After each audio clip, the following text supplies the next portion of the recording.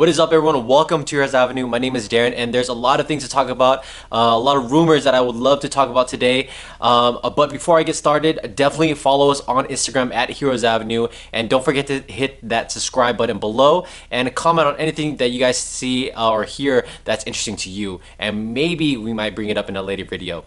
And before we get started, again, we have some new announcements for this channel. So me and Rob, we are going to start doing a schedule for this channel. So we're going to start posting our videos on Mondays, Tuesdays, Thursdays, and Fridays, and then on Sundays is going to be your viewer questions, so or viewer comments. So when you guys are typing below, we may talk about your comment on Sunday, especially if you guys write us a question.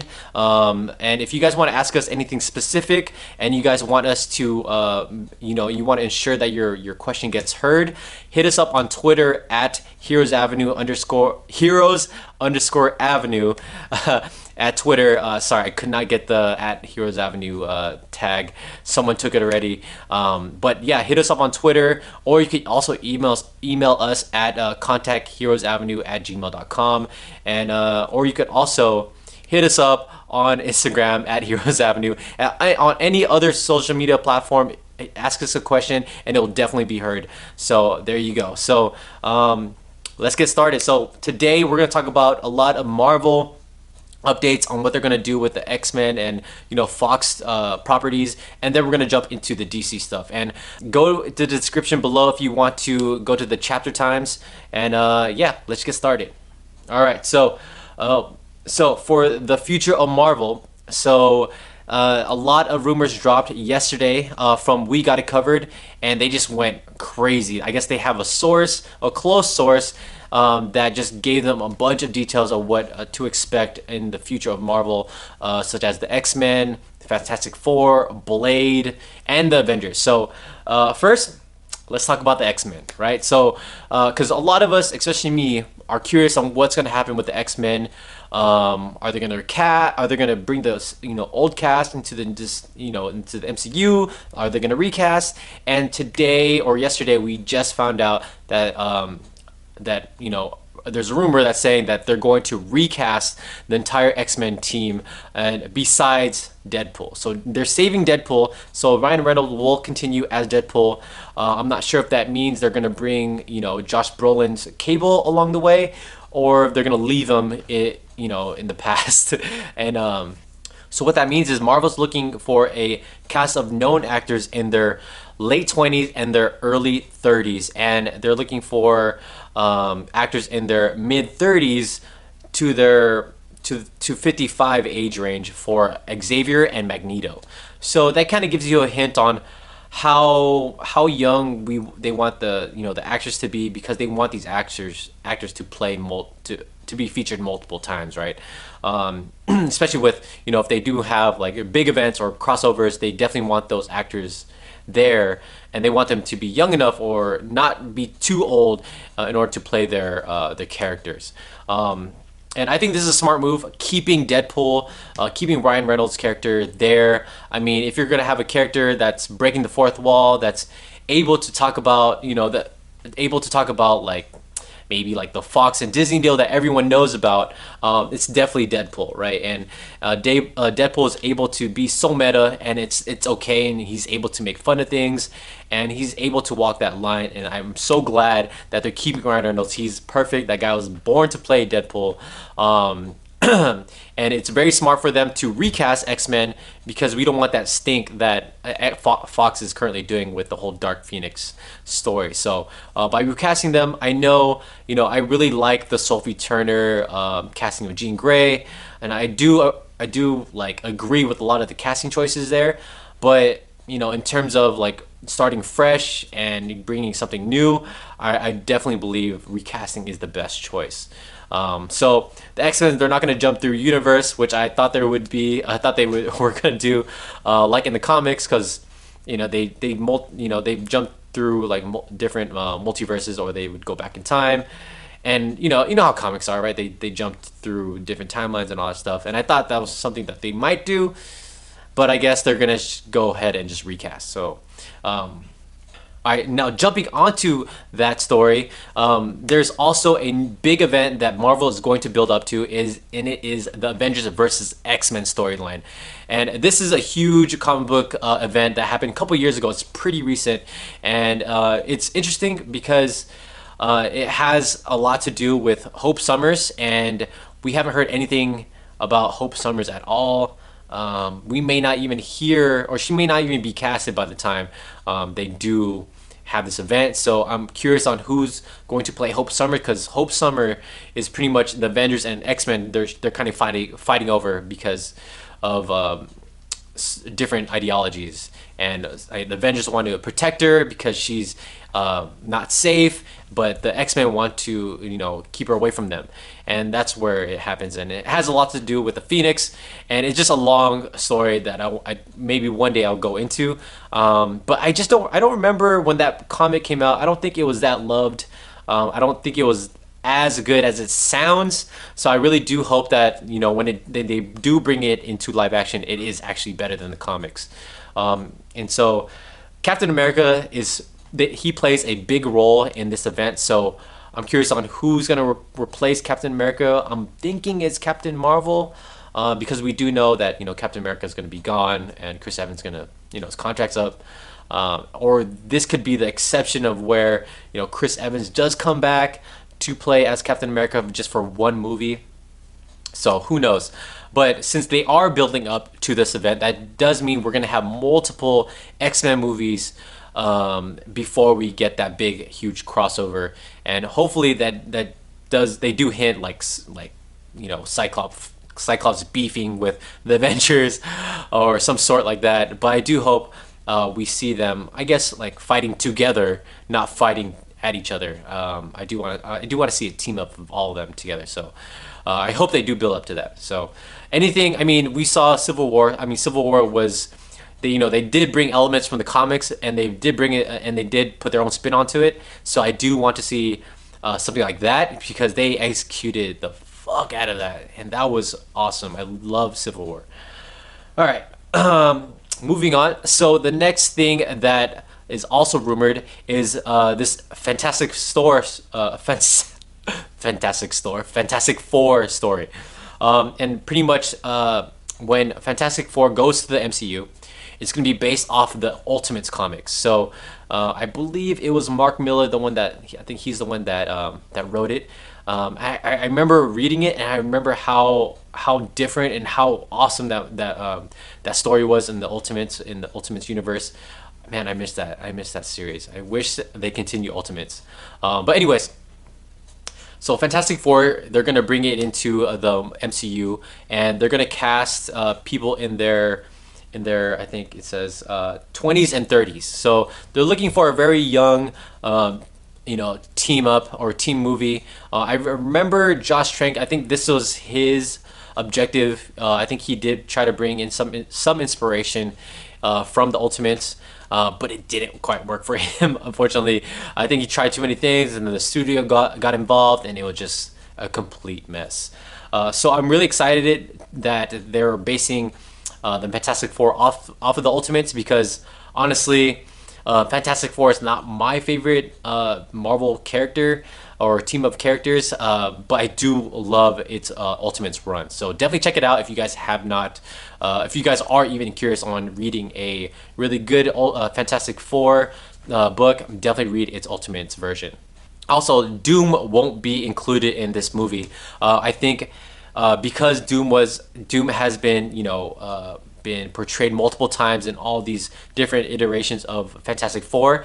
I think they're not going to put the audience through that again. I think it's kind of the same reason why we didn't get Norman Osborn in Tom Holland's version. I think it's the same reason. I think they do have other plans for Doom, so I'm curious on what those ideas are. And yeah, Doom is such an awesome villain. I just want to see him do justice. So let's hope they get it right. All right, so the next thing that's on this rumor list from We Got It Covered, it's a long list, I'm sorry. But Silver Surfer, they're making a movie out of it, and it's going to be pretty much exploring Silver Surfer going on missions for Galactus, and it's going to explore more of the cosmic version or the cosmic realm of MCU, and that's pretty much all we know right now. I do know that Adam McKay, he was interested in making a Silver Surfer movie, so let's hope they do get him, because Adam McKay, that guy is genius. So the next story is this Blade rumor. So Wesley Snipes, the guy that played Blade before, he's coming back. He's gonna come back, and I think that is so awesome. I think bringing back, the first one of the what I remember, the first best Marvel movie that came out, right next to the first Spider-Man Sam Raimi's movie. I think bringing back Wesley Snipes, the guy, the one-man team, bringing him back and connecting him to the MCU and making him canon is such huge respect to him and his character and what they've done with his trilogy. And yeah, I think it's such an awesome idea. I hope it's true. And basically the story is going to be basically him training his daughter, and Wesley Snipes. I mean, he's not going to get in that much shape as he did before. So I'm curious on who they're going to cast as his daughter. I'm just super juiced to see Wesley Snipes again, rocking those shades and rocking that same haircut. Blade is one of my favorite childhood movies that I was able to watch with my dad, and it's one of those films that I was like, damn, this. I asked my dad like, if he was from Marvel, and he said, yeah, this is a Marvel character, and so I was super shocked just because of how dark Marvel was able to go with Blade, and I was just shocked because all I knew was X-Men and Spider-Man, and this was back in the 90s, right? So yeah, it's hearing that Wesley Snipes going to reprise his role as Blade is awesome to me. I'm super juiced, and I hope this rumor is true. Alright, so this next rumor that I'm going to talk about is going to be about who is going to be the next big bad after Endgame. And this rumor suggests that it's going to be Norman Osborn and Annihilus. So if you guys don't know who Annihilus is, I mean, I'm not the expert at him. I've never read any comic books about him. I'm not going to sit here and lie to you. But from what I do know, that he is from the Negative Zone, so he is somewhat connected to the Fantastic Four. Does that mean is he gonna come in when they bring in Fantastic Four? Who knows? But that does mean that Galactus may not be the big bad that we all wanted. This is a different take. This is totally out of left field. I think this is a great choice, just because if you bring in a villain that no one really knows, you could do a lot with him, and it'll force people to kind of go into the Marvel comics and read more of its stories, and I think that's a really smart choice, and that's a great way to bring in more new comic book readers. And also Norman Osborn, I think that is a really smart choice just to ground everything. After Thanos, Thanos was just one guy, and he was kind of like overarching everything, and he was so powerful, so villainousy, and to have Norman Osborn be the other villain, other big bad that we need to be aware of, is a different take, and it really grounds everything.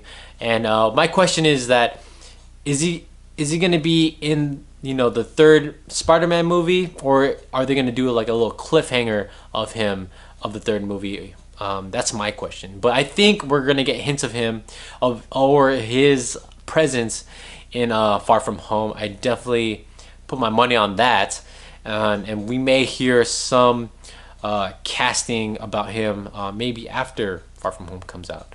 So this is a really interesting choice and different angle from what they've done.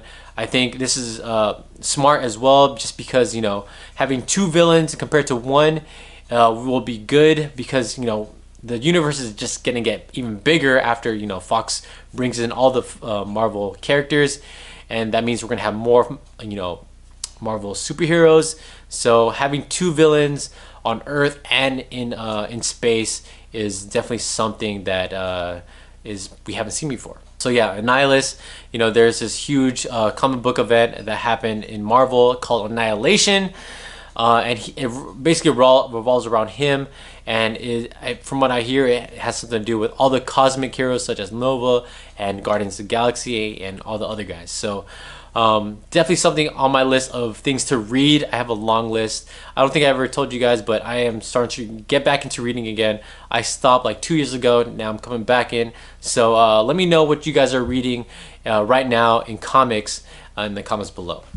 All right, so this next story that I want to talk about is this Captain Marvel Rotten Tomato score. So Captain Marvel, its Rotten Tomato score is currently at 86% from when I'm looking at this and when I'm recording this video. It's currently at 86%, and I'm going to be watching this movie on Thursday with Rob, and I can't wait.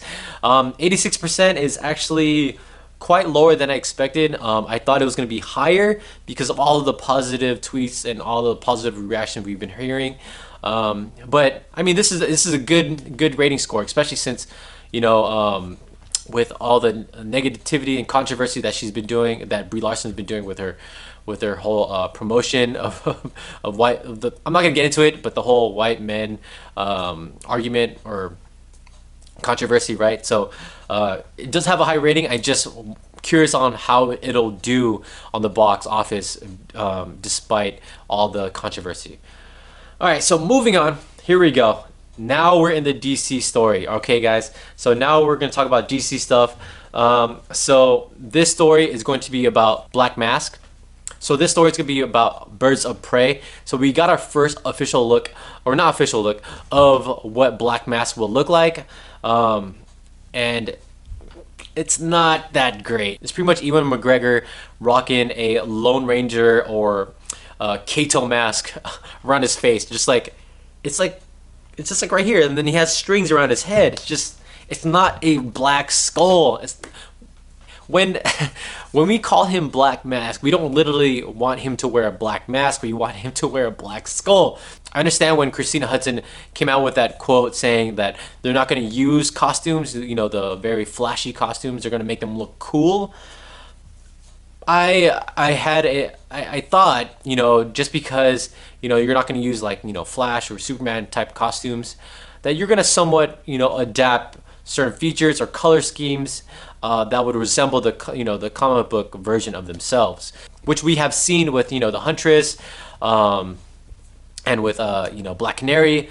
But this Black Mask, come on, like you can't give Black Mask literally a mask and he just doesn't look villainous. It's like, what are you wearing? Why are you, you know, why do you have a gun in your hand and you know, and you have this stupid mask that you got from Party City? It doesn't speak like a mobster to me, or like a gang leader. I just don't see it. It's not scary. This image here, it has him and Cassandra Cain. They're in the back of a car, and I don't even see Black Mask rocking the white suit as well. I mean, you can't have Black Mask without the white suit wearing the black mask. Oh man, it's so bad. Like I can't stand how the costume choices in this movie. Like again, I understand you don't want to fully adapt the costumes, but dude, there's a point where you have to cross. There's a point you have to go that far if you're gonna dive into this universe. You have to fully embrace the wackiness and the unrealistic aspects of it. I mean, if this is not our last look of Black Mask, and it's not our official look, and he's not like fully Black Mask, the guy that we know and love from the comics, I really do hope so, because I am not satisfied with this look, and everything that I'm seeing, all this costume stuff. It's really bugging me. I really do hope the story is actually better than, you know, than it looks. So let's see. All right, anyways, moving on. So the last thing I want to talk about today is this Shazam Runtime. Okay, so the Shazam Runtime, I think this one could be real. It was just released from this website that shows pretty much the Shazam description, and then it gives it its runtime, and it says that Shazam is running for 100 minutes. Oh my god, that is a bummer. That's not even 2 hours. So this is going to be the the shortest DCE movie ever, and that honestly, any movie that's less than 2 hours is too short for me, especially for a big blockbuster movie like this, something that, you know, fans have been wanting to see for years on years. You give us this and you're gonna make it less than 2 hours? 100 minutes? Really? Oh my god. I really hope this is not a legit runtime, because I'm so pissed that is so short. And this just proves that, I guess, the fact that, you know, a lot of the trailers that are out, you know, it keeps showing the same thing, and they only show us little bits of it. You know why? It's because they don't have that much footage to show. I mean, not literally, but you get what I'm saying. I mean, if they were to show, I mean, some of the other scenes from, you know, different parts of the movie that could spoil the movie, the third act, the middle act, just because the movie is so short. And oh my god, I am so bummed if this is going to be legit. I do hope that, you know, Warner Brothers does come out and say it's going to be this long, or, you know, David Sandberg, he comes out and confirms the actual runtime, because god damn, this is a hella short. I mean, all the other movies that have come out from the DCU are over 2 hours, and even Suicide Squad was 2 hours. There's no reason for Shazam to be less than that. Oh my god, you have what, the 7 Deadly Sins, and you got Dr. Savannah, like, that could, and you got, like, you know, the family, Billy Batson's family. There's a lot of story to talk about and to show us. You can't just make this 100 minutes. Come on. All right. Well, that's it for today. That's all I'm gonna talk about. So this video is pretty dense. A lot of rumors got announced last night, so I definitely wanted to talk about that. So let me know in the comments below about anything that I said. Do you guys agree with all the rumors? Do you guys think any of them are real? How do you guys feel about the Shazam runtime? Let me know in the comments below. Like this video, subscribe to our channel, and I'll see you guys next time. Bye.